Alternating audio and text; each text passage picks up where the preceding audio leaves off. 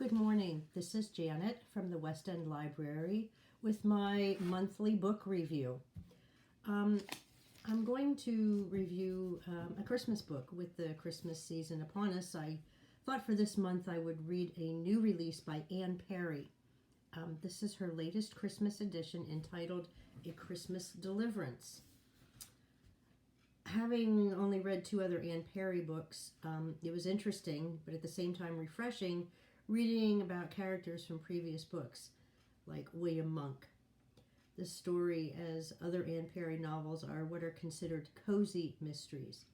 This kind of mystery is generally not my choice of reading. However, I did find it entertaining and light reading with a breath of mystery. The story takes place in Victorian England near the River Thames and is centered around the medical office of Dr. Crow, whose primary patients are indigent and destitute. Some in hovels made up of coverings from items that have been scrounged, most of them living in shacks without heat or running water. A lot of the wages that are owed for medicines or medical procedures are taken out in trade with livestock, food items, baked goods. Crow's practice is not setting the world on fire, but he is providing a necessary service to folks who otherwise would be totally overlooked by London society in general, and most people who wouldn't be bothered with people on a lower economic scale than they are. He's assisted by Will Monk, known as Scuff. Scuff was a character who befriended Crow in an earlier novel and had lived along the Thames as what is known as a mudlark. These were kids that would dig in the mud along the edge of the river at low tide in search of items that could be sold for survival items. Scuff had been adopted by William Monk and his wife Hester and had been given the name Will Monk.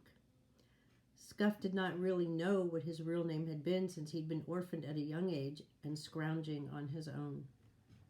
As he grew up, he realized that his calling was in helping others, as Crow did, and began studying and working as an assistant to Dr. Crow. His skills developed greatly and he aspires to become a doctor. Scuff had been working with Crow for 3 years and now, at the age of 22, has become quite adept at taking care of patients' needs, especially those that didn't really have any physical issues but just needed a kind soul to talk to. Because of the Christmas season, Dr. Crow finds himself feeling lonely and thinking often of a woman who he had treated in his clinic. He finds himself passing by her home, coming back from checking on a patient.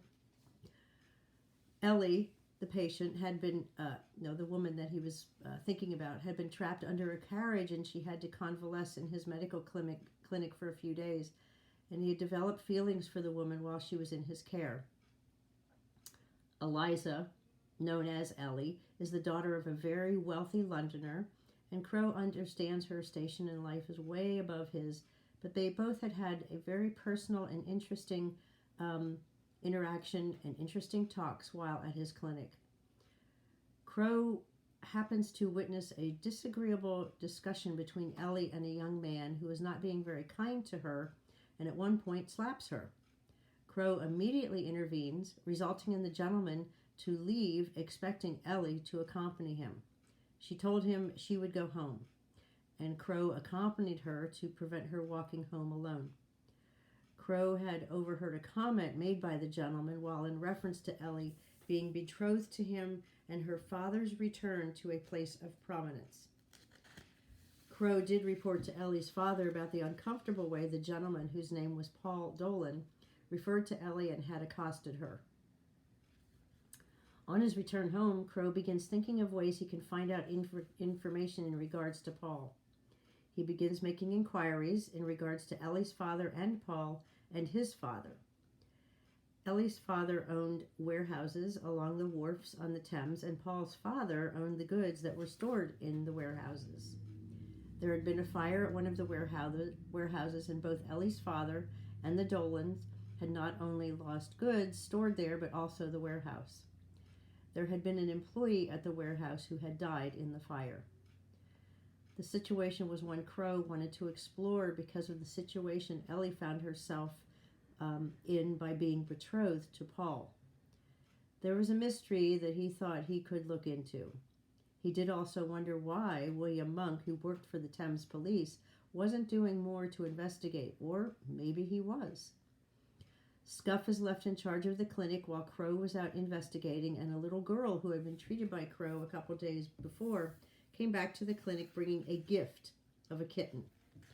Scuff takes her in, realizing she is a Riverbank kid, and makes her a bed of blankets for her and the kitten. The little girl, Maddie, and her kitten have already won a place in Scuff's heart, and he realizes that he and Crow will be responsible for Maddie. The information that Crow and Scuff uncover is told to William Monk, and he and the police are able to locate the goods apparently lost in the warehouse fire, but were actually taken and hidden while a false insurance claim had been submitted. William Monk and Crow are able to show that Ellie's father is not responsible for the fire and had been blackmailed by Paul Dolan and his father. The end of the story is a happy Christmas one and was a quick and enjoyable read. I would recommend it if you want an enjoyable read. Give Anne Perry's Christmas book a chance. Grab a blanket, cup of hot chocolate, prop up your feet, sit back and relax with a good book. Merry Christmas.